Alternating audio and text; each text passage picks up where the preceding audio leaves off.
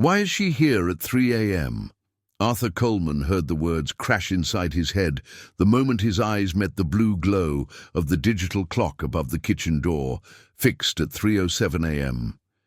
He stood there in the doorway in his dark suit, red tie loosened, feeling for a strange instant like an intruder in his own house.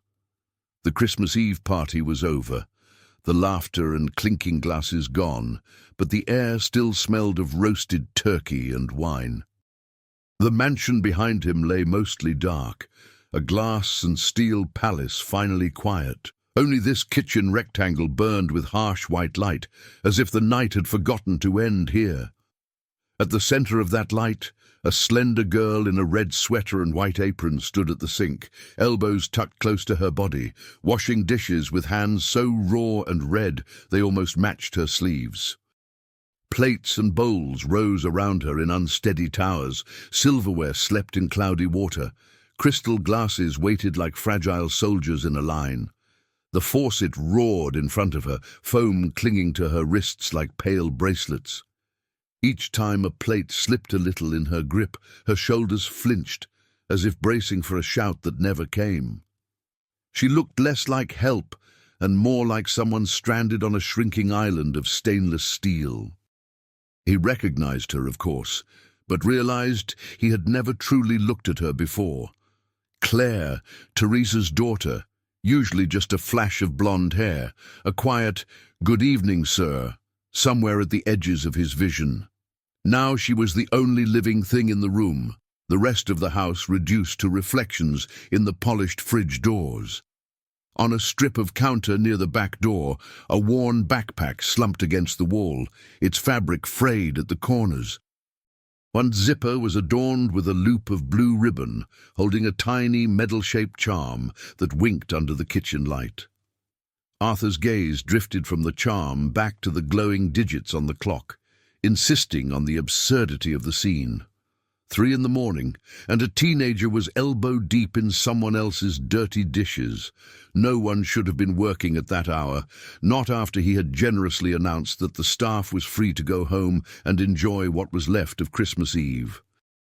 He had said it with a smile and a raised glass, feeling every inch the benevolent employer. Yet here she was, hands in the sink, as if his kindness had never existed. He cleared his throat, a small sound that still seemed to ricochet off the steel cabinets, and watched her shoulders jerk. For a heartbeat she stayed frozen, eyes squeezed shut, as though weighing the possibility of pretending she had heard nothing.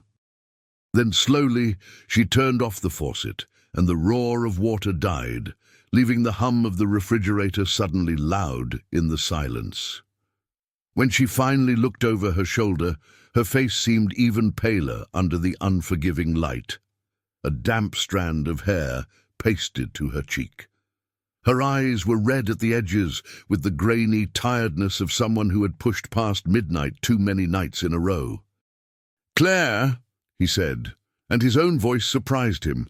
It sounded softer than usual, stripped of the sharp authority that usually made people straighten before he finished a sentence. She straightened anyway, a reflex born from years of hearing orders, and wiped her hands quickly on the apron, leaving faint pink smudges where the cracked skin had begun to bleed. "I'm sorry, sir," she replied at once, the apology coming faster than her breath. "I'll be done in a few minutes." "I didn't mean to disturb you." Her words fell between them like small stones trying to dam a river. Arthur stepped farther into the room, his polished shoes whispering on the tile, and noticed how she shifted her stance.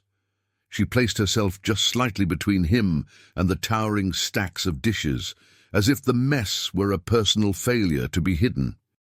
Up close, the damage on her hands was impossible to ignore. Thin white lines of broken skin traced across her knuckles, the flesh around them swollen and angry from scalding water and soap.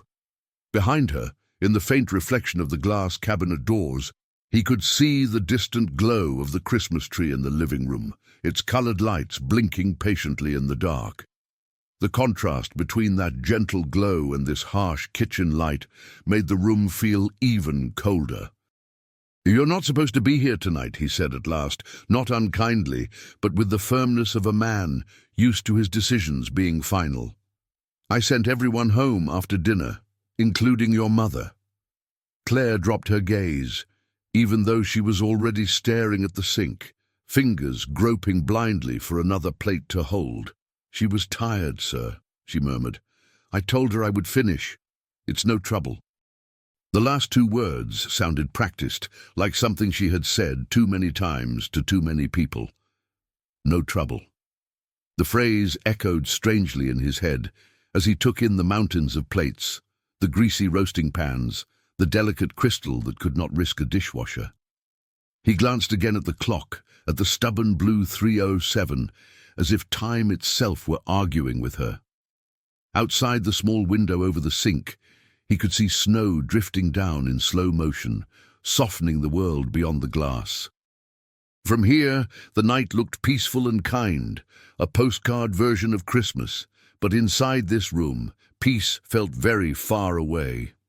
"You have school tomorrow," he said, more as a statement than a question, a faint frown etching itself between his brows.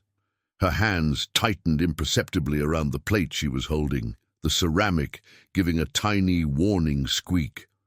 For a second he thought she might let it fall, just to have something else to apologize for. "There's no school tomorrow, sir," she answered, voice carefully even. "Christmas break already started." The words came out clean, but something behind them felt blurred. He nodded slowly, accepting the information, but not the feeling that came with it. The girl in front of him looked less like someone enjoying a holiday, and more like someone racing an invisible clock. His eyes moved again to the backpack, to the blue ribbon on the zipper, and this time he stepped closer until the tiny medal caught the light just right. "Honor Roll," it read, the letters clear and proud. The phrase collided with some half-remembered remark from Teresa about her daughter being very good with books, a comment he had barely heard at the time. The realization landed quietly. This girl with the cracked hands and tired eyes was not just extra help in the kitchen. She was a student, a good one, the sort who usually lived in libraries and classrooms, not in dishwater at 3 in the morning. A question rose in his throat, large and heavy. Why was she really here? But years of habit pushed it back down. Arthur Coleman did not pry into the private lives of his staff. That had always been part of the unspoken contract. He paid well, they remained discreet, and everybody pretended money covered everything that needed covering. Yet tonight, that comfortable rule felt thin as ice under his feet. The restless path that had led him here, the echoing hallways, the sudden quiet after the last guest left, the odd weight in his chest, came back to him in a single breath.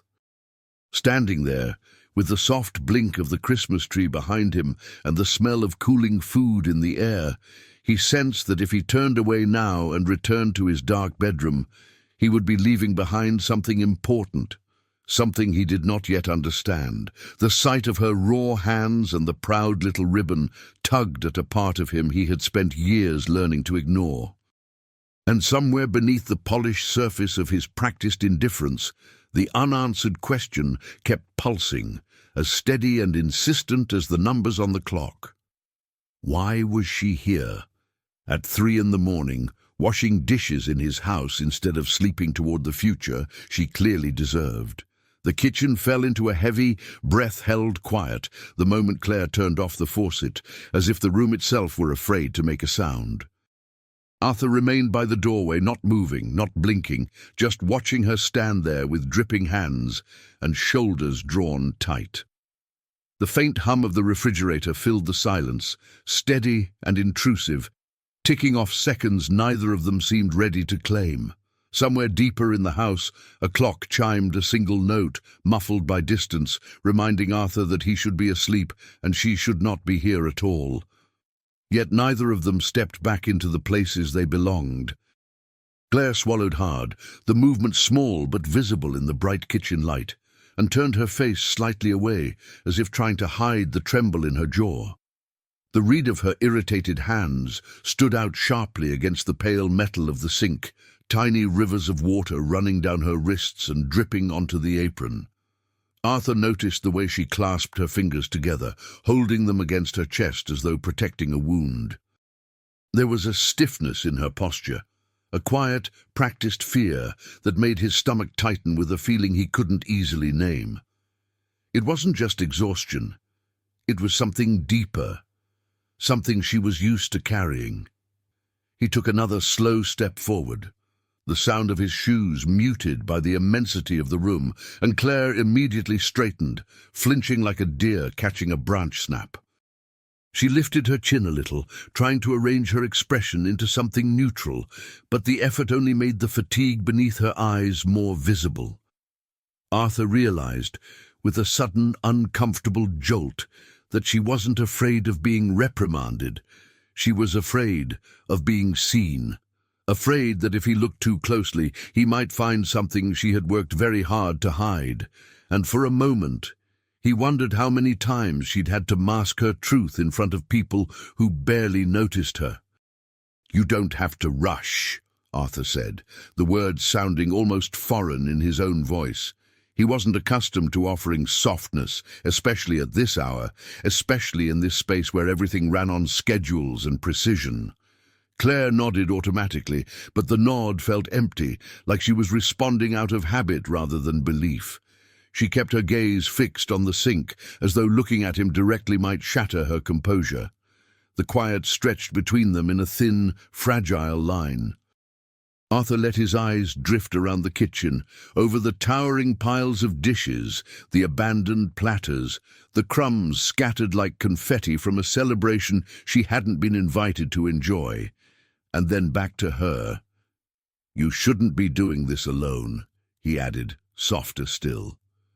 Claire pressed her lips together, just a faint movement, but enough to betray how desperately she wanted the conversation to end. Her fingers twitched, as if searching for a plate to hold, for a task to escape into. She seemed like someone who worked not just out of obligation, but out of necessity. He took in a slow breath, and in that breath, the entire mansion felt different. Larger, emptier, colder.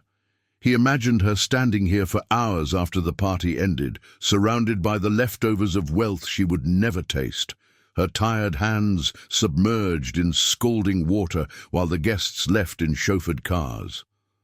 The thought unsettled him more than he cared to admit.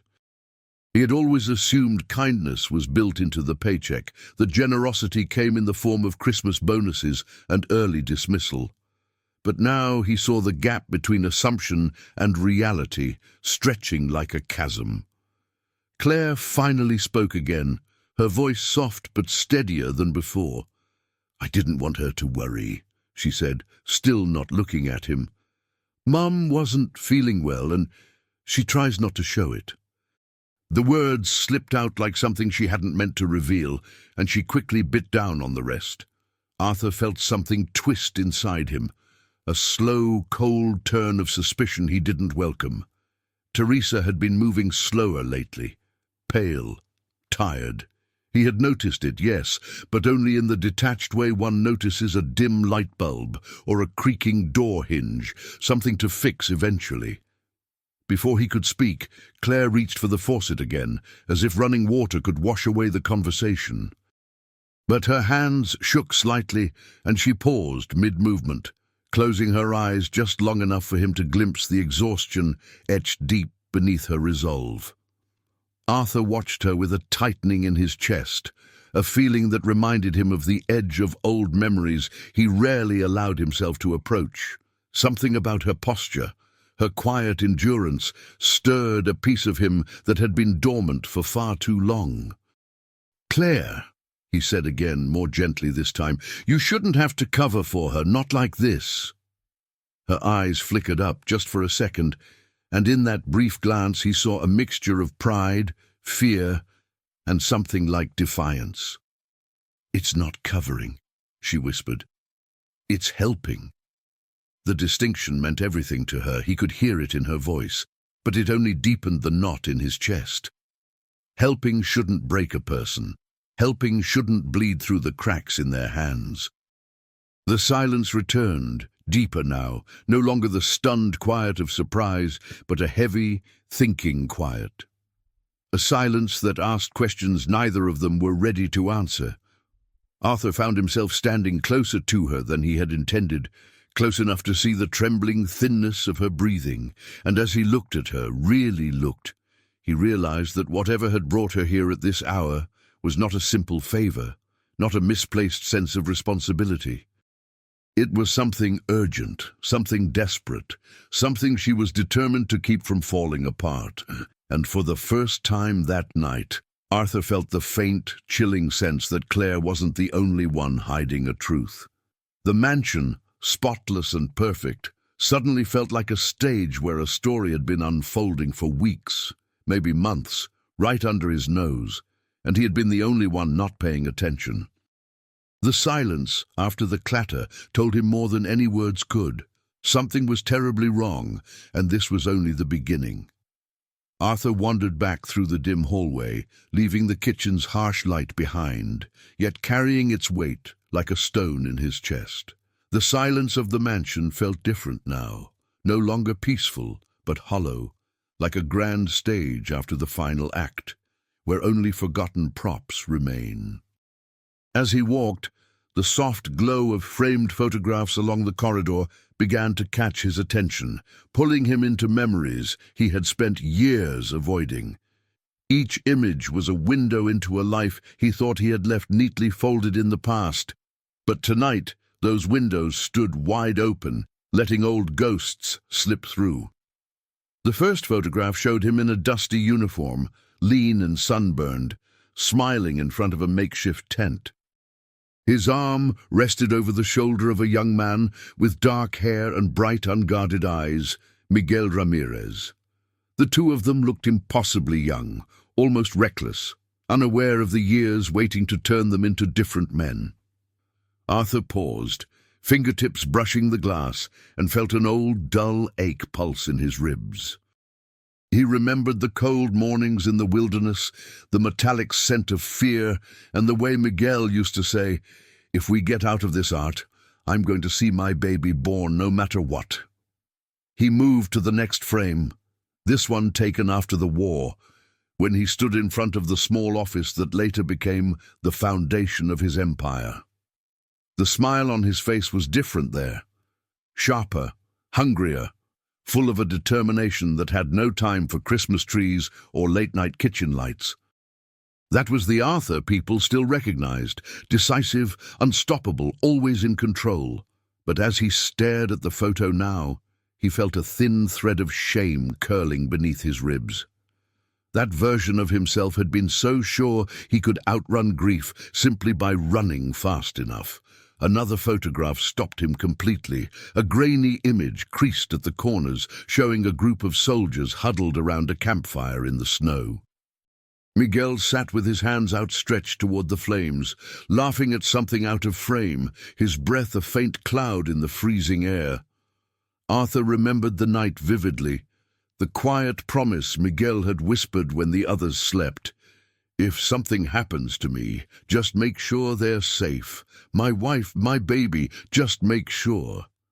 Arthur had nodded, heavy with fatigue and sincerity. He had meant it. He had meant it with all the weight of youth and brotherhood.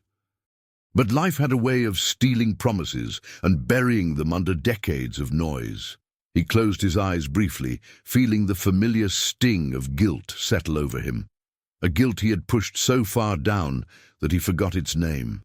The photographs were no longer just memories. They were accusations. They asked questions he no longer had clean answers for. Why had he searched for Miguel's family only half-heartedly? Why had he allowed success to swallow the vow he made in a frozen forest half a lifetime ago? And why, tonight of all nights, did that promise return to him with such painful clarity? A soft draft drifted through the hallway as he resumed walking, his footsteps slow, almost reluctant.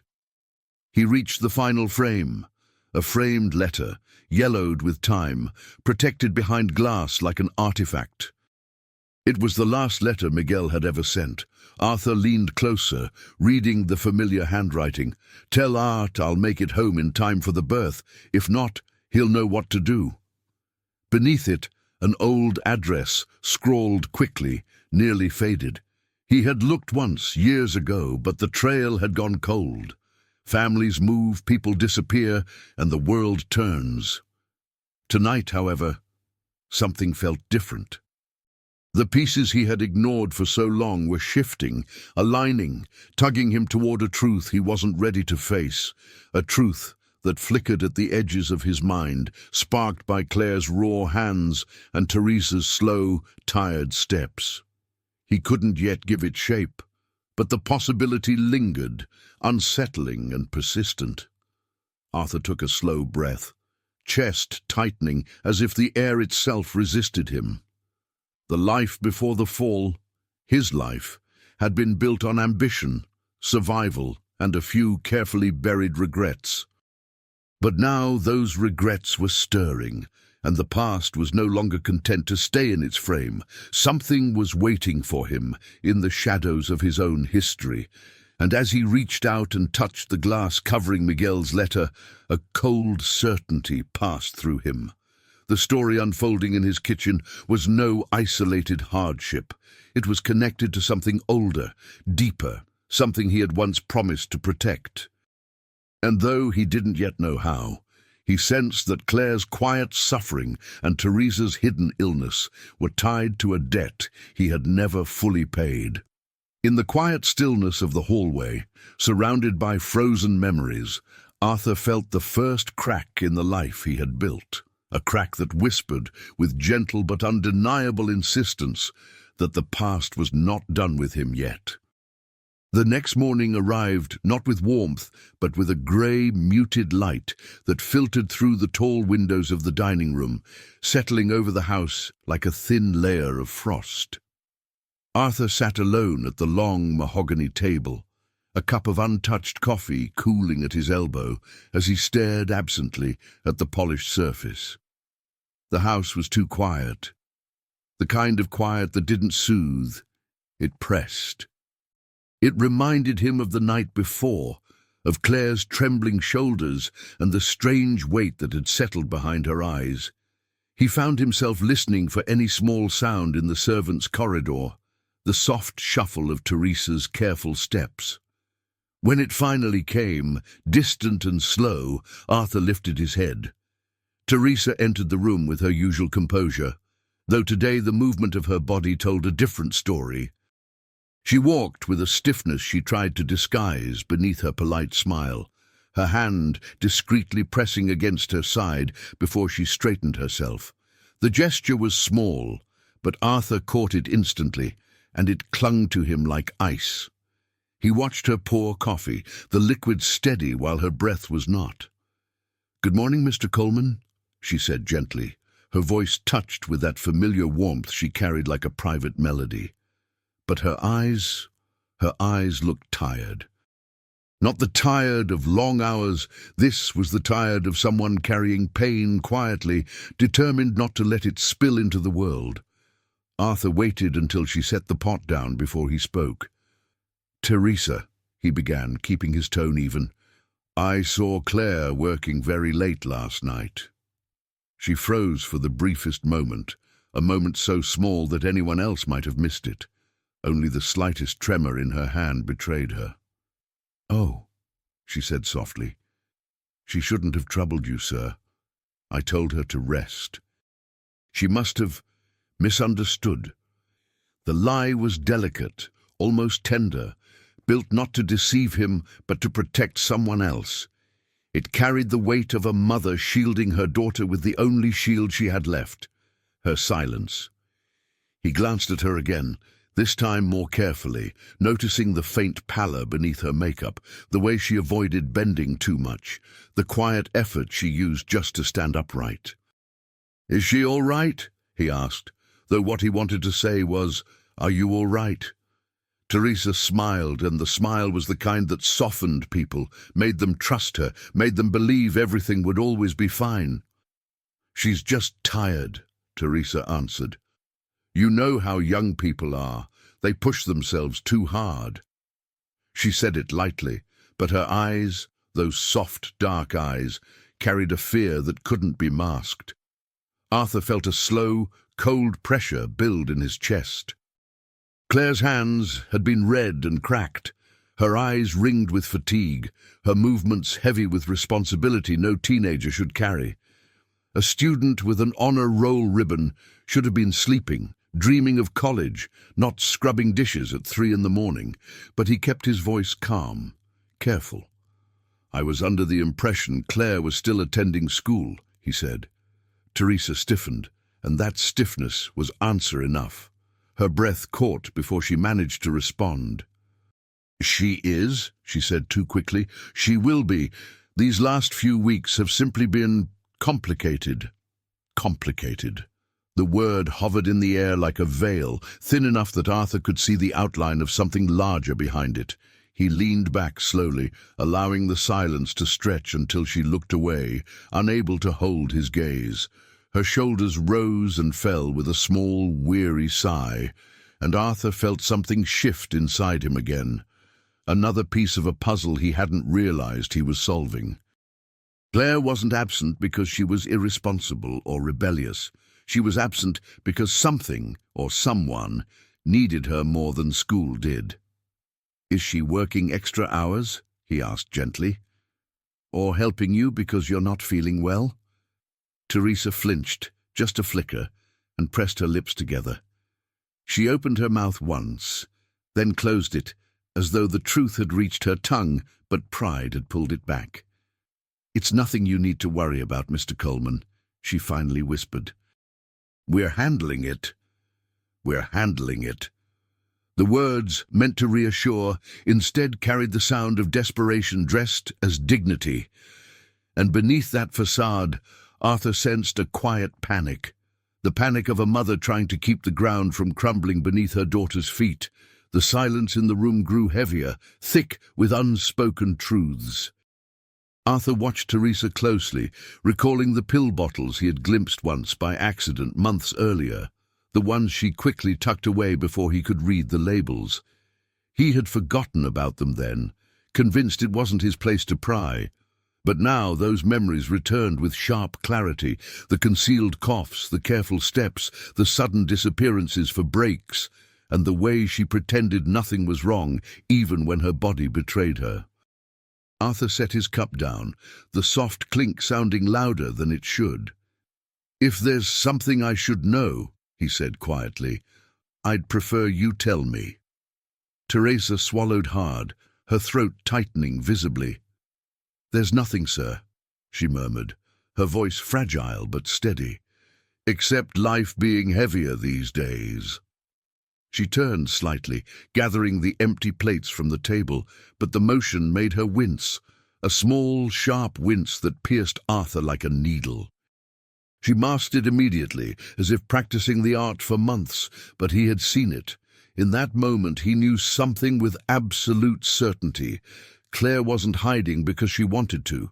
She was hiding because she had to, because her mother was hurting more deeply than either of them dared admit, because something in their world was slipping, and both of them were holding it together with their bare hands. Arthur watched Teresa walk away, her steps slow and deliberate, and felt the echo of last night's unease return with full force.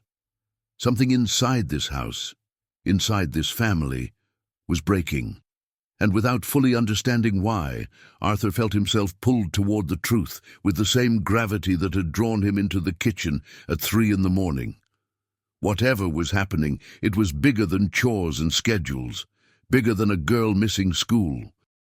This was the quiet beginning of a fall, one he sensed would soon reveal just how deep the fracture ran. Arthur arrived at Claire's high school under the polished guise of a philanthropist, the kind of man whose presence made administrators straighten their jackets and adjust their smiles. His name alone unlocked doors, and today he used that privilege with a purpose he kept carefully hidden beneath his calm, controlled expression. The winter air bit at his cheeks as he crossed the parking lot, but the chill did nothing to cool the gnawing unease growing inside him. Something was wrong with that girl, wrong in a way that went beyond late-night chores, and he intended to understand it. Inside, the school hallways buzzed faintly with the last echoes of classes that had already ended for the holiday break. Posters lined the walls, debate tournaments, science fairs, scholarship deadlines, but the building felt strangely hollow, as if it too had slipped into winter hibernation. The principal greeted him warmly, shaking his hand with visible enthusiasm. Wealthy benefactors didn't appear every day, especially not on quiet mornings near Christmas. Arthur followed her into the office with polite small talk, though his mind had already moved far ahead. When he asked about Claire Ramirez's academic record, the principal lit up, delighted to speak of one of their brightest students. "Claire is exceptional," she said, pulling up the girl's file. "A natural scholar. Always first to arrive, last to leave. The kind of student teachers remember for years." Her praise was genuine, proud. But it was the shift in her voice, the small dip in its brightness, when she reached the recent section of the file that tightened Arthur's jaw. "She's been missing quite a few classes," the principal admitted reluctantly. "Unannounced absences, sudden drop in participation. It's not like her at all." Arthur leaned closer, his eyes scanning the pages, even as the room began to feel smaller around him. Perfect grades, awards, a shining academic path, and then, like a clean sheet splattered with ink, the absences, day after day after day. "Has anyone spoken to her?" he asked. The principal exhaled, long and heavy. "We tried," she said. "But Claire avoids the conversations. She insists everything is fine. Teachers are worried. Her counselor is especially concerned. Claire was on track for a full-ride scholarship, one of the strongest candidates we've had in years." A scholarship, a future, a door wide open, and yet the girl was washing dishes in his kitchen at 3 a.m, wearing exhaustion like a second skin. That contradiction struck him like a sharp blow, leaving a hollow ache that pulsed through his ribcage. "Did she give any reason?" he asked. The principal hesitated, choosing her words with care. "She's protective of her mother," she said finally, "and stubbornly independent. She doesn't want anyone to help. She doesn't want anyone to worry. But she's hiding something. We just don't know what." Arthur felt a slow burn of frustration coil within him, not toward Claire, but toward himself. He had known Teresa and her daughter for years, trusted them, relied on them, yet he had never noticed the signs. The tiredness in Teresa's face, the shrinking energy, the too quiet smiles. And now Claire carrying a burden that should never have been hers. His chest tightened with something that felt uncomfortably close to shame. The door clicked softly behind them as the school counselor entered, a gentle-faced woman with tired eyes. She greeted Arthur before glancing at the file open on the table. "Claire is brilliant," she said, her voice low. "But brilliance doesn't shield a child from hardship. Something is pulling her away from her future." She paused, looking at Arthur more deeply now, as if searching for some hidden connection. "When a student begins sacrificing themselves like this," she added, "it's rarely for themselves." Arthur felt those words land in his mind like falling stones. He forced himself to remain composed, but the truth was clear. Claire wasn't just tired. She wasn't just helping her mother. She was carrying something too heavy for her age, something powerful enough to drag her away from the life she was meant to have. He closed the folder gently, thanking the principal and counselor with a level voice that belied the storm gathering beneath it. As he stepped out into the cold again, the winter air filled his lungs with a sharp sting. He looked back at the school, a building built to shelter futures, to lift children toward new skies, and felt a heavy sadness settle on his shoulders.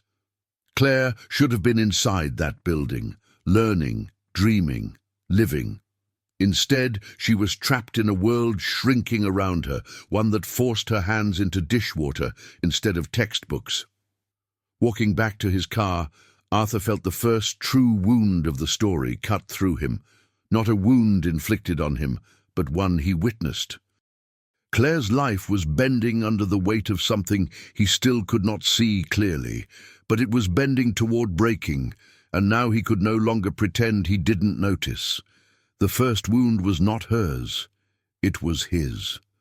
The painful realization that he had allowed this to happen in his own house, under his own roof, while he congratulated himself for being a generous employer. And with that wound came a quiet, urgent resolve. He would not look away again. Arthur returned home before noon, though the winter sky made it look closer to dusk. The mansion seemed to exhale a cold stillness as he stepped inside, the kind that made echoes linger a moment longer than they should. He walked past the grand staircase and into the quieter wing of the house, the side hallway he rarely used, meant for staff rather than guests. The muted lights flickered softly against the tiled floor, and the familiar scent of detergent and warm fabric drifted from the laundry room. It was a world he seldom entered, yet today it felt like the only place that might hold answers. As he moved down the narrow corridor, something caught his eye, the small wooden door of the staff lockers, one of them slightly ajar. A pale plastic bag peeked out from inside, the corner crinkled as if hastily hidden. He shouldn't have stopped. He knew that. Privacy was part of the unspoken contract he had lived by for decades, but something stronger than courtesy tugged at him, a quiet instinct, a whisper from the guilt he could no longer ignore. He reached out and eased the door open. Inside the locker, among neatly folded sweaters and a carefully hung winter coat, sat a cluster of prescription bottles in a transparent pharmacy bag. Their labels were stark, clinical, brutally honest in a way people rarely were. Arthur lifted the bag gently, reading the unfamiliar medical terms. A few stood out immediately, even to a layman: failure, chronic, urgent refill required. His stomach tightened, cold and hollow. He imagined Teresa pushing through her workday with those pills rattling in her pocket, smiling softly while her body fought a silent war she had no time to acknowledge. He lowered the bag and stared at it for a long moment, feeling the slow, spreading ache of realization. Claire hadn't been lying. She hadn't been exaggerating. She had been drowning quietly, while everyone around her believed the surface looked calm. The girl's cracked hands, her exhaustion, her late-night cleaning, it all echoed back to this one truth. They were surviving by inches. A small slip of paper inside the locker caught his attention next. A folded hospital invoice wedged between two sweaters. It was covered in numbers, large, impossible numbers, far more than Teresa could ever hope to manage. Arthur felt something inside him twist sharply. He had seen numbers like these many times before, but they had always belonged to business deals, not to the lives of the people who had tended his home for years. Here, they were not abstract. They were suffocating. He closed the locker slowly, the wood clicking softly into place, and leaned against the wall for a moment, letting the truth settle like a heavy blanket over his shoulders. Pride, he could see it clearly now, had shaped both Teresa and Claire. Teresa unwilling to appear weak, Claire unwilling to let her mother fall. Both of them carrying burdens in silence, choosing hardship over asking for help from a man who lived only a hallway away. And he had allowed that silence to thrive. He stepped back into the corridor, staring down the long stretch of dim light flooding over the tiles. For years, he had told himself he was generous, that he treated his staff well, that he provided what they needed. But generosity wasn't only measured in paychecks. Sometimes it was measured in attention, in noticing the human details that did not appear on payroll slips, details he had ignored because it was easier. As he walked toward the kitchen doorway, memories rose without permission, Teresa gently taking his coat on cold mornings, her voice warm even when her face was pale.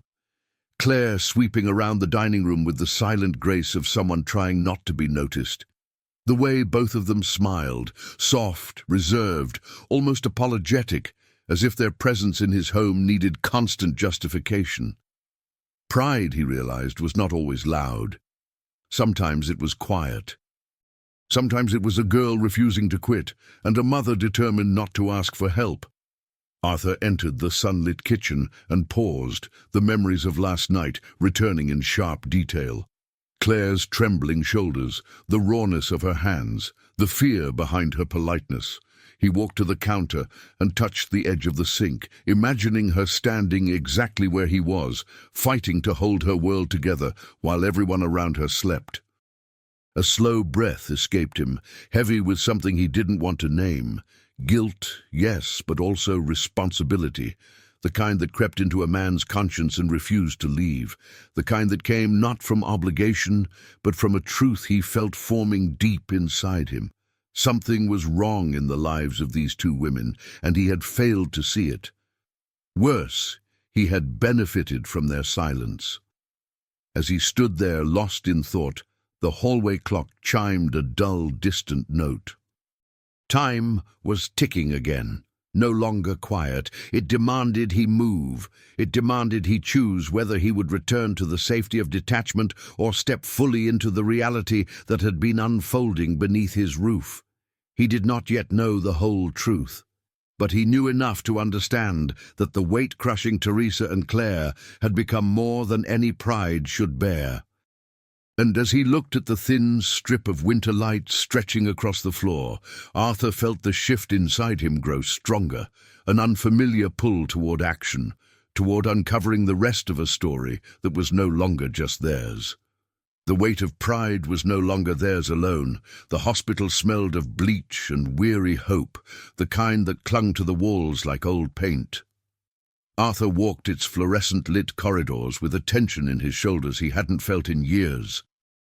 The address on the pharmacy receipt had led him here, this aging public hospital tucked between two abandoned office buildings, its windows fogged from the winter cold. He didn't belong in places like this, not anymore, and that truth pressed against him with every step he took.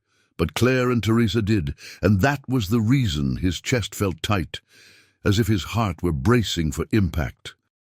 The billing office was a small, cramped room, its walls lined with metal filing cabinets and posters offering payment plans no one could ever truly afford. A tired clerk glanced at the receipt in his hand before typing slowly at her computer. Her face changed as the numbers appeared, first a flicker of sympathy, then a soft, resigned frown. "This account is past due," she said gently. "Very past due." She listed the amounts, each figure landing like a hammer blow, far exceeding anything Teresa could possibly manage. Missed treatments, deferred procedures, credited appointments that had never been rescheduled. Arthur stood silent, absorbing the truth as if each word stripped another layer from the illusion he had lived under. Teresa had been working through pain, through sickness, through fear, and all while pretending nothing was wrong. Pride had carried her for as long as it could, but pride didn't pay medical bills, nor did it cure a failing organ. He thanked the clerk quietly and stepped back into the hallway, the cold reality settling deep in his bones. He had always seen Teresa as reliable, resilient, someone who managed everything quietly. He had never realized that quiet sometimes meant alone. He started toward the exit, his thoughts a storm, but then he froze. At the far end of the corridor, by a row of outdated vending machines, stood Claire. She was hunched over a stack of papers clutched to her chest. Medical forms, billing notices, test results, documents too heavy for someone her age to carry. Her eyes were red, rimmed with exhaustion, and when she wiped her cheek with the back of her sleeve, Arthur could see the shine of a fresh tear. She shouldn't have been there alone. She shouldn't have had to be. He instinctively stepped forward, ready to call her name, but stopped when she pulled out her phone with trembling fingers. Her voice, barely above a whisper, carried painfully down the empty corridor. "I can't wait anymore," she said shakily. "I'm going to sell it. I have to." A pause, a quiet sniff. "I know it's all we have left, but the doctor said she can't miss another treatment." Her words cracked at the edges, splitting open like thin ice under too much weight. Arthur felt something inside him fracture. Sell what? The question rose in his throat, sharp and urgent, but he remained still, hidden behind the corner, the same way he had hidden behind money, behind distance, behind the comfortable belief that everything in his world was functioning just as it should. Watching her now, her small form shaking beneath the weight of impossible choices, he felt the full force of his failure press down on him. Claire hung up the phone and took a deep breath she couldn't quite steady. Then she squared her shoulders, swallowing her fear, and forced herself forward, resolute, determined, heartbreakingly brave. She walked past him without noticing, heading toward the exit with the kind of resolve found only in people who have run out of options. Arthur waited until she passed before following her at a distance, each step echoing with guilt, with urgency, with a dawning clarity he could no longer deny. Outside, the winter air hit them both like a wall of ice. Snowflakes drifted around her as she huddled deeper into her thin coat, clutching the papers to her chest as if they could shield her from the cold. She took off down the street toward the bus stop, her figure small beneath the falling snow, moving with the quiet determination of someone fighting to save the most important person in her world. Arthur watched her go, his breath turning to fog in the frigid air. The pieces were falling into place, the late-night cleaning, the exhaustion, the lies, the silence. And now this. A girl on the edge of sacrificing something precious, something she clearly valued deeply, because the world had given her no other choice. He felt a pounding in his chest, not from fear, but from the brutal truth settling in. This was the breaking point. The moment that divided ignorance from responsibility.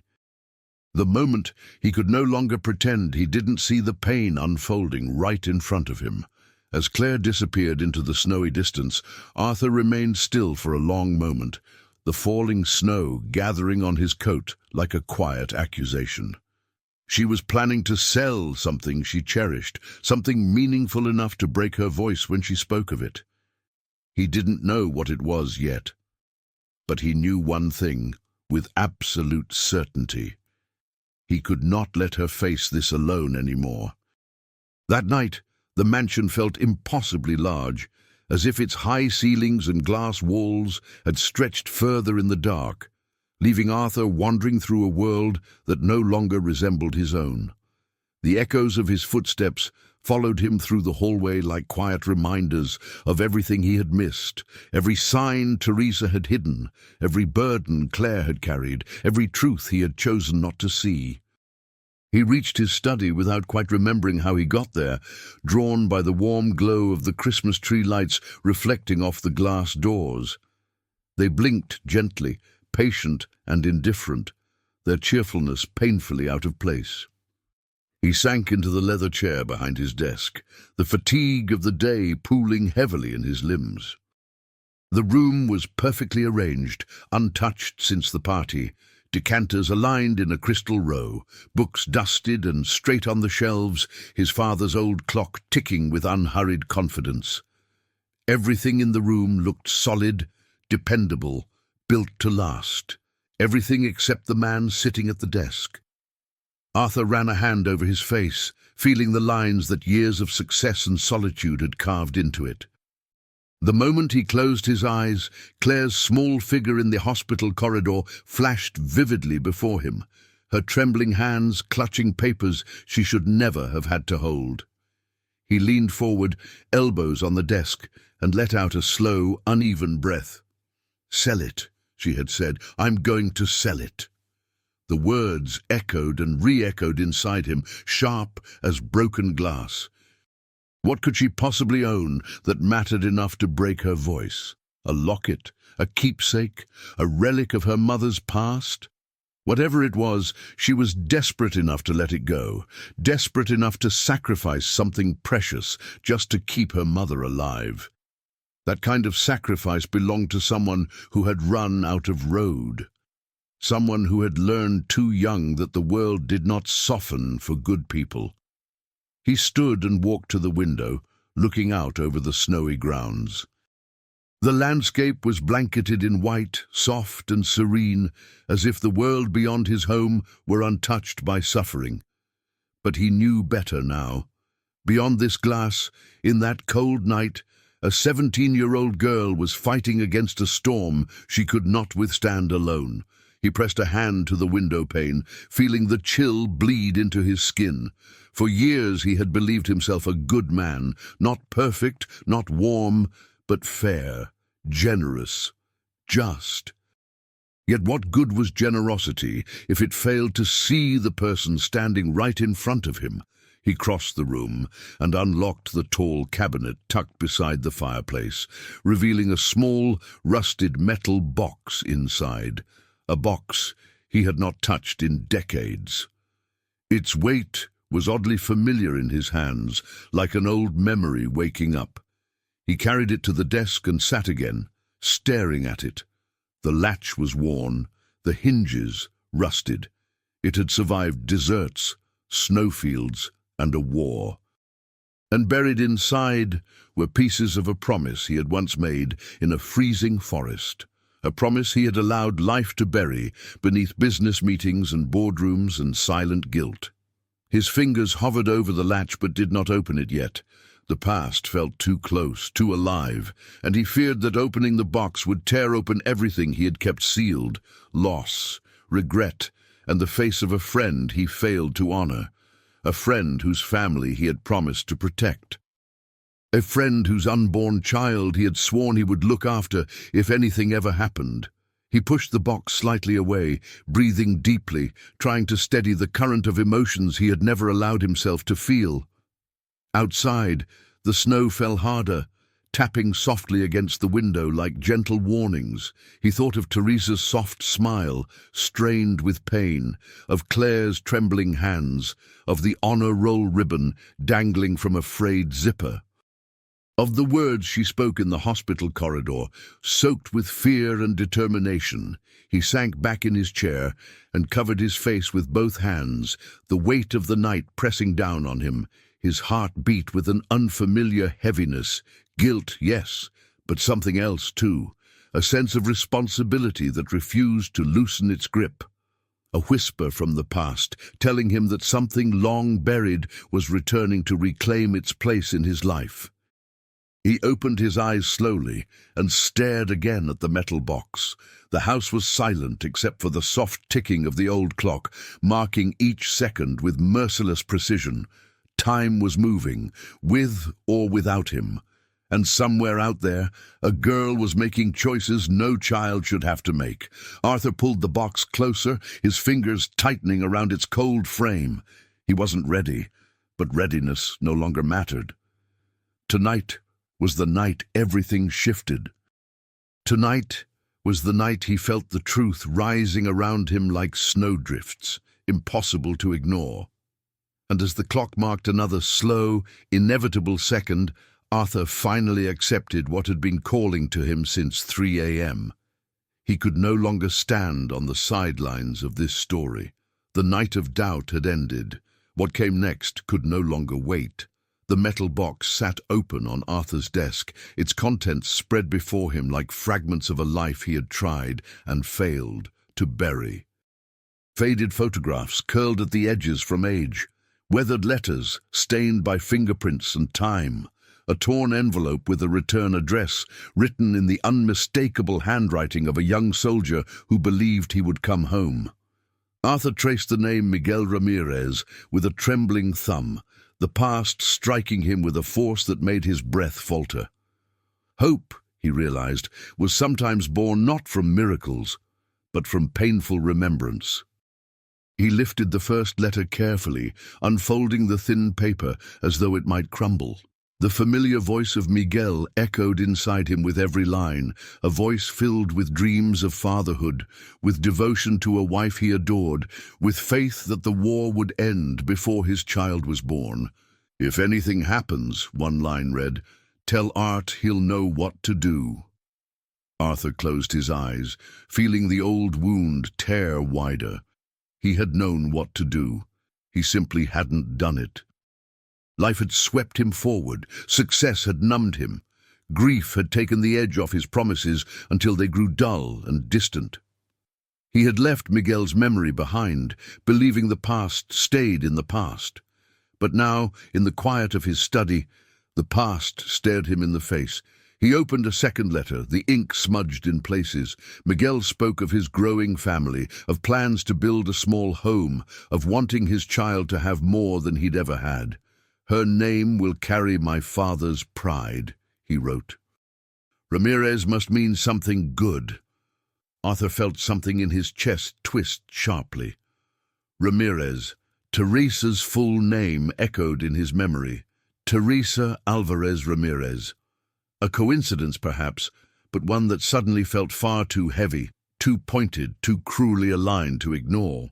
He picked up the photograph tucked beneath the letters, a younger version of Miguel, smiling wide, snowflakes clinging to his dark hair, his arm slung casually around Arthur's shoulders.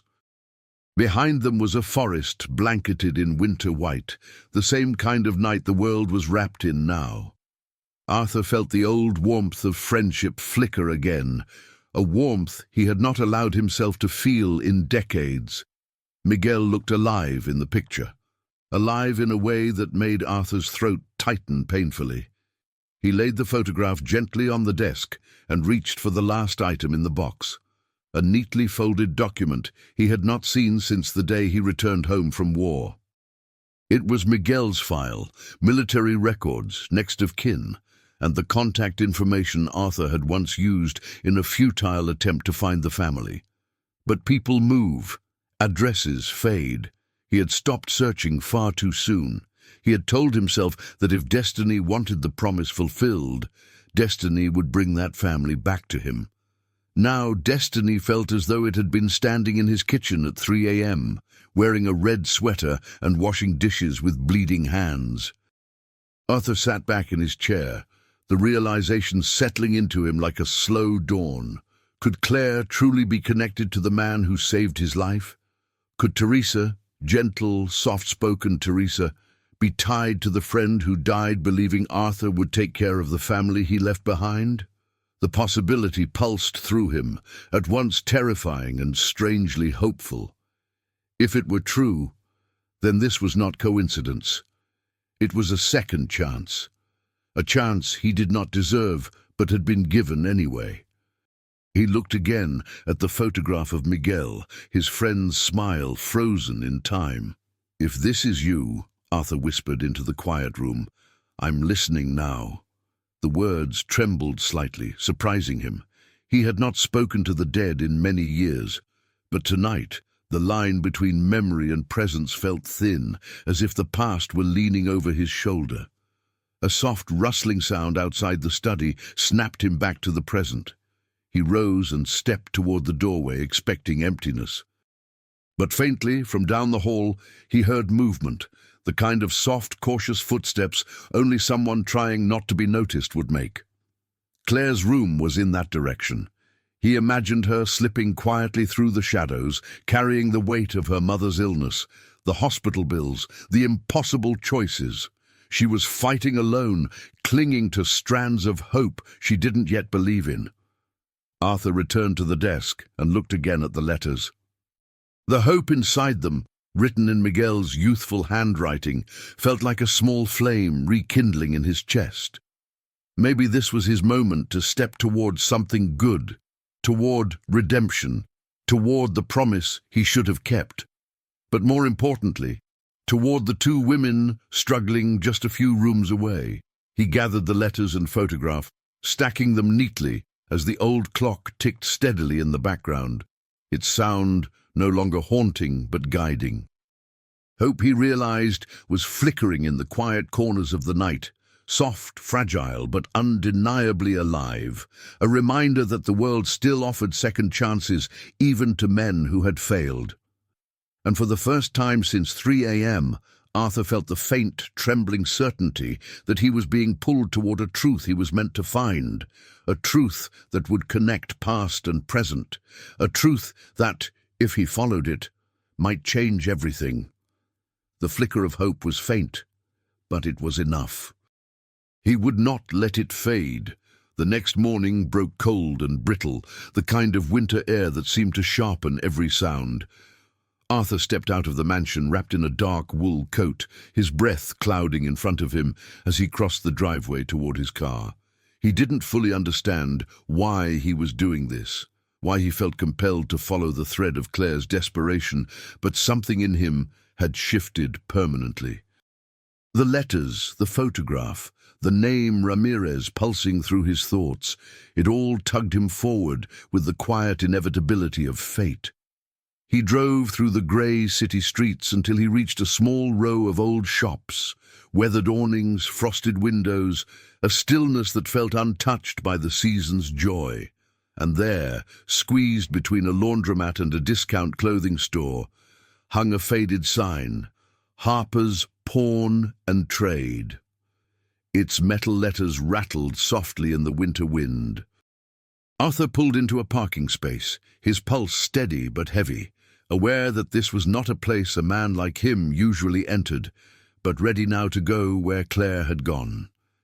Inside, the pawnshop was dim and cluttered, smelling faintly of metal, old wood, and the cold breath of forgotten stories. Shelves overflowed with tarnished jewelry, cracked guitars, dented tools, and relics abandoned by people who had run out of choices. A small bell chimed as he stepped in, and the man behind the counter, a thin figure with sharp eyes and a cigarette tucked behind his ear, glanced up with a mixture of curiosity and caution. Arthur didn't browse.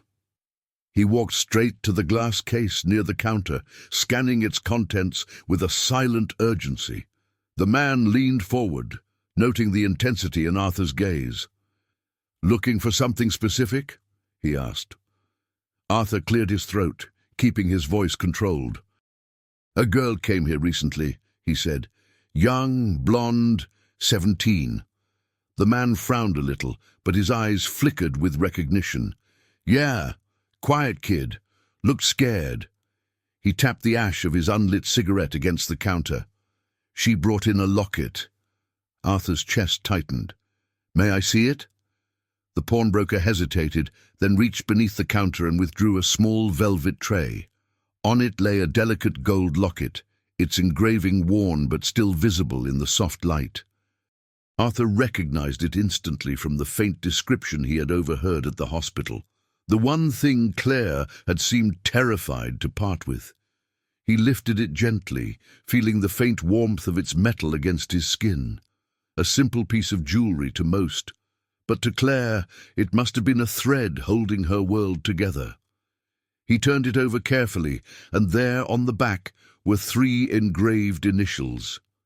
M.R. Miguel Ramirez. The air left his lungs in a single, sharp exhale. The truth that had been circling him for days finally stepped fully into the light.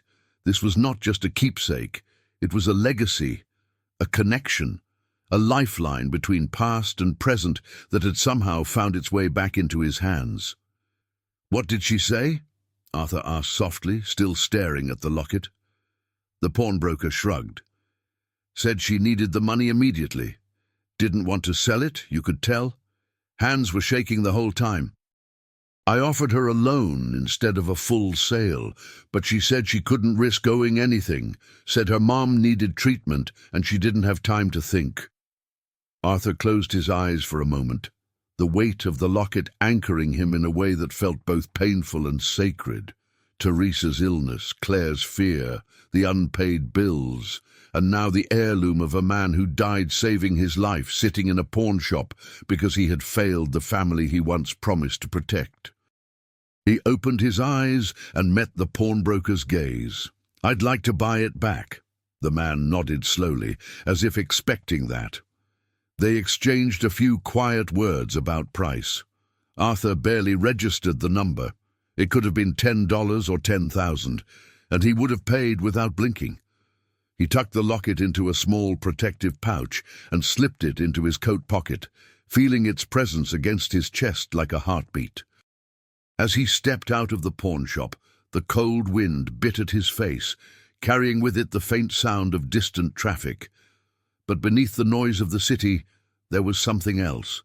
A quiet sense of alignment, as if the world had just clicked back into place, even if only by one small inch. Fate, long delayed and ignored, had finally made its return. He paused beside his car, pulling the locket out once more and holding it in his gloved hand. Snowflakes drifted gently around him, landing softly on the gold surface. He imagined Miguel placing it around Teresa's neck before leaving for war. Imagined Claire holding it as a symbol of everything her mother had lost and everything she hoped to save. Arthur closed his fingers around it, feeling the quiet warmth of resolve rise in him. He knew what he needed to do now, not just for Teresa, not just for Claire, but for Miguel, for the promise he had broken. For the promise he still had a chance to repair. As he slipped the locket safely back into his pocket and opened his car door, one truth settled fully in his heart. He could no longer remain a spectator in their story. Fate had returned, and now it was his turn to step forward. What came next would require courage he hadn't used in decades. But he would use it. He had to. Miguel's family, his family now, in a way that went deeper than blood, deserved nothing less. Arthur returned to the mansion with the weight of the locket pressing against his chest like a heartbeat that didn't belong to him. The drive back had been a blur of falling snow and rising resolve, each mile tightening the coil of urgency inside him. The truth was no longer a fog on the horizon. It was taking shape, knocking softly at the door of his conscience, demanding to be let in. When he stepped inside the house, the warmth wrapped around him, but it couldn't reach the cold already settled in his bones. He walked through the silent hallway and paused by the living room, where the Christmas tree still glowed softly, casting gentle reflections across the polished floor. Claire sat on the edge of the couch, her posture rigid, her hands clasped tightly in her lap. She looked as though she hadn't slept at all. Teresa sat beside her, her breathing shallow, her skin pale beneath the dim lights. Together they looked like two people holding on to each other through a storm only they could feel. Arthur took a slow breath, steadying himself, then stepped into the room. Claire. Teresa. His voice was calm, but its steadiness belied the storm inside him. Claire flinched slightly, her eyes widening. Teresa straightened as much as she could, the effort trembling through her arms. Arthur gestured gently. "I'd like to talk. Please. Sit." They were already sitting, but the request, spoken with uncharacteristic softness, seemed to ease something in the air. He moved toward the armchair across from them, unbuttoning his coat as he sat down, the locket heavy in his pocket. The room felt too bright, too quiet, as if holding its breath for whatever would come next. Claire glanced at her mother, unsure, and Teresa offered her a small nod, one that carried both fear and trust. Arthur folded his hands, choosing his words with care. "I know you've both been struggling," he began. Claire's eyes dropped instantly. Teresa's lips pressed together in a thin line of pride and pain. "I know about the hospital bills," he continued gently, "and the treatments, and the hours Claire has been taking on, hours no girl her age should have to shoulder." Claire stiffened, her chin lifting slightly, her pride flaring even through exhaustion. "I didn't want to bother anyone," she whispered. "It's not a bother," Arthur said softly, and the words came out with a sincerity that surprised even him. Teresa let out a slow breath that trembled at its edges. "Sir, we didn't want you to feel obligated," she said. You've been very good to us. We didn't want our situation to be a burden." The shame in her voice was a quiet dagger. Arthur felt it deeply. "You should have told me," he said, not in reprimand, but in aching disbelief. "I would have helped." Claire shook her head quickly, her voice breaking. "We couldn't. We didn't want to lose the job. I didn't want Mom to feel like she'd failed." Her words spilled out raw and unguarded, every syllable a confession forced to the surface by exhaustion and fear. Teresa reached for her daughter's hand, squeezing it, her own eyes shining. For a moment, none of them spoke. The silence was not empty. It was full, thick, trembling with everything they hadn't said for months. Arthur reached slowly into his coat pocket, fingers curling around the locket. He placed it gently on the table between them. Claire froze. Teresa let out a soft gasp, her hand flying to her chest. "Where did you—" she breathed, her voice barely audible. Claire's eyes filled instantly, as though a dam had cracked open behind them. "I found it," Arthur said quietly, "and I thought you might want it back." Claire stared at the locket as though it were alive. Tears slid down her cheeks unchecked, her breath catching in a sound she couldn't suppress. "I didn't want to sell it," she whispered, her voice shaking. "It was all we had left of him." Teresa closed her eyes, her face folding into an expression of grief so deep and familiar that Arthur felt it echo inside him. He hesitated, then reached for something he had avoided all day, a small, weathered photograph he had taken from the metal box. He slid it across the table, placing it beside the locket. The moment Teresa saw it, her breath broke. Her hand trembled violently as she reached out, her fingers hovering over the image, but not quite touching it. Claire leaned forward, confused, her brow furrowed. "Mom?" she whispered. Teresa pressed a hand to her mouth, eyes wide, filling with a lifetime of unshed tears. "That's my father," she whispered, her voice cracking. "I've only seen one picture. This one looks younger, but I know that face. I know it." Claire turned slowly toward Arthur, her expression shifting from confusion to shock. Arthur felt the room tilt gently, as though the earth had shifted beneath them. His voice was quiet, almost reverent.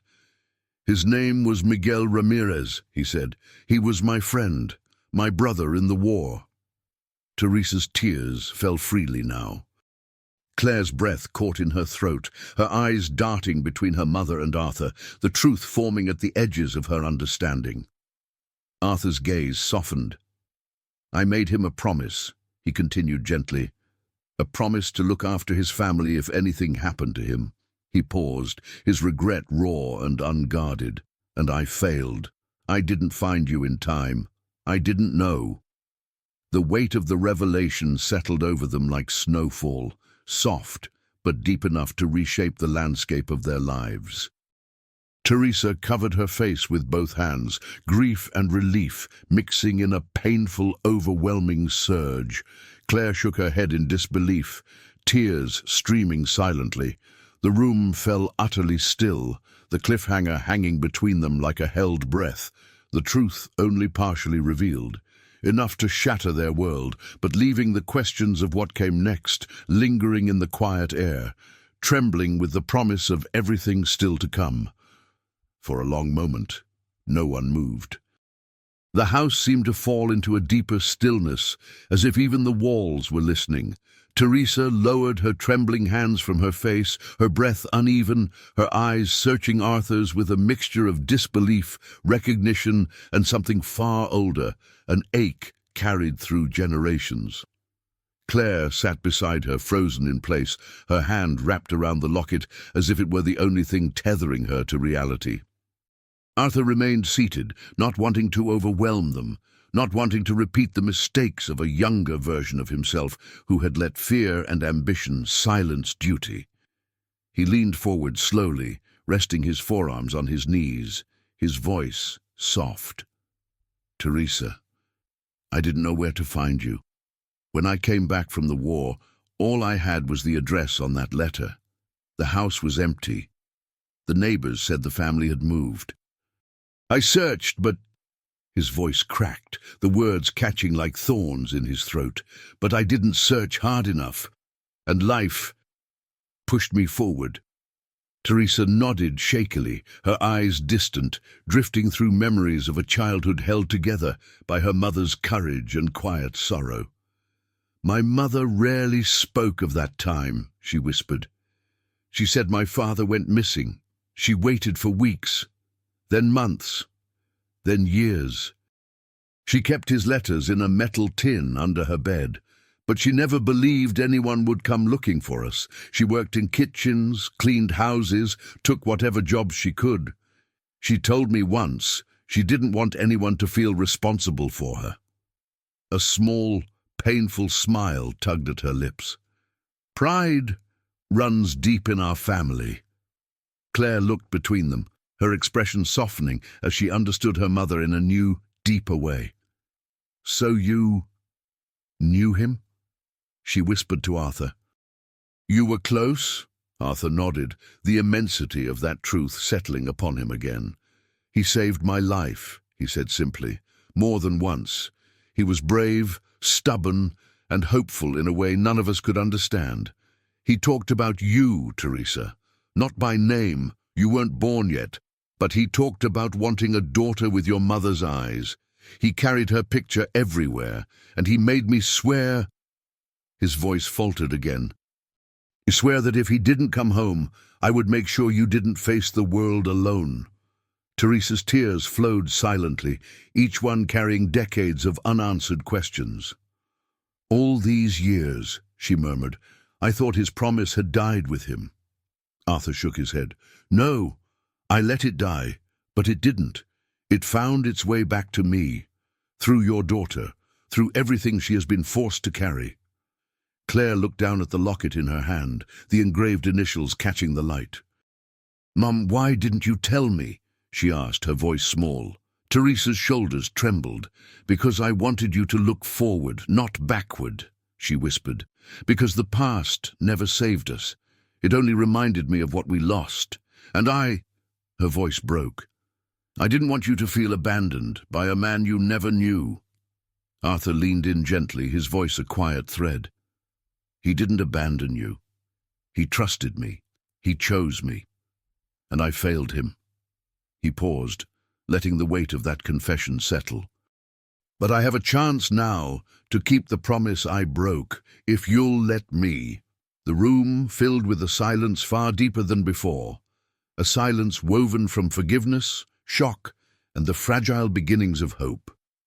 Teresa wiped her cheeks with the back of her hand, her voice unsteady as she said, Mr. Coleman, Arthur, promises from 50 years ago don't bind anyone today. You owe us nothing. But Arthur shook his head, his expression firm. That isn't true. I owe you everything. I owe you a father's honor, a friend's life, a debt that has waited half a century to be paid. He placed a hand over his heart, the gesture instinctive. And I want to pay it, not because of obligation, but because I finally see what I should have seen long ago. Because your strength, your suffering, they deserve more than survival. Claire's voice cracked. But why now? She asked. Why did it take all this? Arthur's gaze softened with sorrow. Because people like me, we get comfortable. We build walls of routine, of success, of distance, and sometimes it takes watching someone struggle, someone young, someone brave, to break those walls open. He gestured gently to her hands. Seeing you last night, seeing what you've been carrying, it forced me to remember who I used to be and who I promised to become. Claire's lip quivered, tears gathering again. Teresa reached for her daughter's hand, squeezing it with a tenderness shaped by years of sacrifice. The two held each other, their grief and relief intertwining like threads of the same story. Arthur watched them, something shifting quietly inside him, a mixture of responsibility and reverence. I'm not asking you to trust me right away, he said softly. I know I haven't earned that. But let me try. Let me be part of lifting this burden. Let me honor the man who saved me by saving the family he left behind. Teresa met his gaze, her eyes full of exhaustion and the faint shimmer of something she had not felt in a long time. Hope. A fragile, trembling hope. Arthur, she whispered, I don't know if we can trust anyone anymore. Life has been hard, and pride kept us quiet for too long. I understand, he said gently, but pride shouldn't cost your daughter her future, and it shouldn't cost you your life. Claire let out a soft, broken sob, leaning into her mother. The moment cracked open something deep and unspoken between them. Arthur sat back slowly, the weight of the moment settling. The truth was out, partially, painfully, but the path ahead remained uncertain, suspended in fragile silence. And then Claire lifted her gaze, her voice raw. What happens now? Arthur swallowed, feeling the enormity of the next step rise before him like a towering threshold. The question lingered in the air. What happens now? And for a moment, Arthur felt the weight of half a century pressing down on his shoulders. But unlike the guilt that had haunted him through the night, what filled him now was something steadier, clearer. Resolve. He rose slowly from the armchair, the soft rustle of his coat the only sound in the room, and looked at Teresa and Claire with a firmness anchored not in authority, but in purpose. Now, he said quietly, I make things right. The words didn't thunder. They settled. They seeped into the cracks of their fear, their doubt, their exhaustion. Teresa blinked, stunned. Claire inhaled sharply, clinging instinctively to her mother's arm. Arthur reached into his coat pocket once more and placed a neatly folded document on the coffee table. With gentle fingertips, he slid it toward them. The hospital's seal was visible even before they opened it. I visited the billing office today, he said. Your entire medical balance is cleared, every past due amount, every missed treatment, every pending procedure. Teresa's breath caught audibly. She reached toward the paper, but her trembling hand stopped short of touching it, as though afraid it would vanish if she claimed it too quickly. Her voice broke into a disbelieving whisper. You paid all of it? Arthur nodded once, his expression soft but unwavering. And I've arranged for you to receive private treatment at St. Albans Medical Center. They'll take you immediately. Transportation, medication, specialists, everything is covered. Teresa's composure crumbled in an instant. She covered her face with both hands, sobbing openly, the years of silent suffering collapsing under the weight of sudden relief. Claire leaned into her mother, tears spilling down her cheeks as if someone had finally released the grip around her lungs. Arthur watched with a tightness in his throat he did not try to hide. He had seen people cry from grief before, but crying from hope, that was something sacred. After a long moment, Claire lifted her head, wiping her cheeks with the back of her sleeve. You didn't have to, she whispered. Why are you doing all of this? Arthur lowered himself back into the armchair, leaning forward with a sincerity that felt almost fragile. Because I should have done it long ago, he said simply. Because your grandfather saved my life, Claire. And because your mother has given her entire life to caring for others while no one cared for her. This is not charity. It's a debt, and one that should have been paid decades ago. Claire looked down at the locket in her hands, the symbol of everything they had lost and everything they still had left. When she lifted her gaze again, her eyes shone with something new. Not gratitude alone, but the first flicker of belief in a future she had nearly given up. What about school? She asked softly. I've missed so much, Arthur nodded. I spoke with the school counselor. They're expecting your return after the holiday break. Your teachers are ready to help you catch up. And before you worry, your tuition, fees, and any supplies you need, they're handled. Claire stared at him, stunned. "But I don't even know if I can still—" "You can," he said, cutting gently across her doubt. "You're one of the brightest students they have. You will finish the year, and you will go to college. Not because of what I'm giving you, but because of who you are." A small, fragile smile ghosted across her face, one that had been buried for far too long. Teresa lifted her tear-streaked face, her voice breaking. "Arthur, I can't accept all of this. It's too much. It's not too much," he said firmly. "It is exactly what is owed, and I won't let pride rob Claire of her future. Your father—" His voice softened, almost cracking. "Miguel trusted me. I intend to honor that trust fully." Teresa's strength finally broke, and she reached across the table to place her hand over his. It was small, tired, warm with gratitude. "Thank you," she whispered. "I don't know how to repay you." Arthur shook his head gently. "You don't repay me. You live. You heal. You let Claire be 17 again." The room fell quiet in the soft glow of the Christmas tree. The air no longer felt heavy. It felt changed, lightened, as if the shadows that had clung to their home had begun to lift at the edges. Then, as if fate were aligning one final piece, there was a soft chime. Claire glanced at the coffee table where her phone lit up with a notification. She wiped her eyes, reached for it, and froze. A message from a prestigious university glowed on the screen. "Early acceptance decision available." Claire covered her mouth, shaking. Teresa let out a trembling gasp.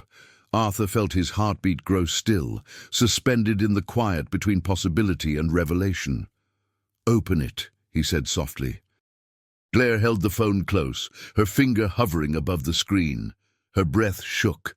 Her eyes glistened. For one long, suspended moment, the world seemed to balance on the edge of her courage. Then she tapped. Her eyes widened. A sound escaped her, a quiet, stunned, disbelieving cry. But she didn't speak. Claire didn't speak for several seconds. She couldn't. The glow of the phone screen reflected in her wet eyes, trembling as she stared at the words that would reshape everything she had sacrificed, everything she had feared losing. Teresa watched her daughter with a hand pressed to her heart, as if bracing against joy that felt too large to hold. Arthur remained still, leaning forward in quiet anticipation, the soft lights of the Christmas tree flickering behind him like breaths of hope. Finally, Claire lowered the phone just enough for her voice to escape. I got in," she whispered, the words breaking on a wave of disbelief. "Full scholarship. They want me." Her breath hitched, and her hands flew to her face as sobs of relief burst from somewhere deep inside her, a place where she had stored the dreams she once believed she'd never be allowed to chase. Teresa reached for her daughter, pulling her into a fierce embrace that shook them both. The weight of the past weeks, months, years, collapsed in that single moment, falling away like snow from an overburdened branch. "My girl," Teresa cried softly, stroking Claire's hair. "My beautiful, brilliant girl. I'm so proud of you, so proud." Claire clung to her mother with desperate tenderness. "I didn't want to leave you," she whispered through her tears. "I thought if I left, everything would fall apart. I thought you needed me more than school ever could." Her voice fractured into quiet sobs. Teresa pulled back just enough to cup her daughter's face in trembling hands. "I never wanted you to give up your future for me," she said. "I was so afraid to worry you, so afraid to admit how bad things were. I didn't want you to carry my burden." Her voice broke. "But I never wanted to be the reason you stopped dreaming." Arthur watched mother and daughter cling to one another, the rawness of their love more powerful than any words he could have spoken. Something gentle, warm, and unexpected settled in his chest, a sensation he hadn't felt in years. It was the quiet awe of witnessing healing begin. After a long moment, Claire turned to Arthur, wiping her tears, her voice still trembling but filled with gratitude. "I don't know how to thank you," she said softly. I thought I had to do everything myself. I thought no one would help. She looked at the acceptance letter on her phone again, disbelief coloring her voice. I never imagined this was still possible. Arthur nodded, his expression tender but resolute. You made this possible, he said. Your hard work, your resilience, your heart. I'm only giving you the runway. You're the one who will soar. Claire smiled, a shy, fragile smile, but real, the kind of smile that belonged to a 17-year-old girl who finally saw her future stretching out before her again, bright and full of promise. The room fell into a peaceful quiet. The kind of quiet that follows relief, not despair. The kind of quiet that invites breath back into a home. But then Arthur stood, his expression shifting into something contemplative. He looked at the tree, at the glimmering ornaments reflecting fragments of hope, and at the one empty branch near the center, a small space where something belonged, something meaningful. He reached into his coat pocket. The golden locket lay in his palm, warm from his touch, its engraving catching the soft glow of the lights. Claire and Teresa watched him with widening eyes as he stepped closer to the tree. Slowly, with reverence, Arthur lifted the locket and hung it from the empty branch. It swung gently, catching the light like a small, beating heart. Teresa pressed a hand to her mouth, tears spilling again. Arthur, she whispered. Claire reached out tentatively, touching the locket as if greeting a long-lost part of her family. Arthur stepped back, letting them take in the sight. It belongs here, he said softly, where joy lives, where memory is honored, where hope begins again. The moment felt sacred, like a bridge between past and future, grief and healing, loss and renewal. Teresa leaned her head against Claire's shoulder, and Claire rested her hand over her mother's. Neither spoke. They didn't need to. Arthur watched them, feeling something shift deep inside him. A quiet redemption, warm and steady. The kind of redemption that didn't erase the past, but finally gave it purpose. But as the locket swayed gently on the tree, catching the glow of the lights, a single thought rose in his mind. An unspoken question that settled like a soft, trembling cliffhanger in the quiet of the room. What will this new-found bond mean for the three of them, now that their lives are forever intertwined? Snow drifted softly outside the tall windows, featherlight and unhurried, as if the world itself had finally remembered how to breathe. The mansion, once cold and echoing, now felt warm in a way Arthur couldn't quite explain, a warmth born not from fireplaces or expensive lighting, but from something gentler, something living. Evening had settled quietly over the house, wrapping it in a peaceful glow that matched the calm settling inside his chest.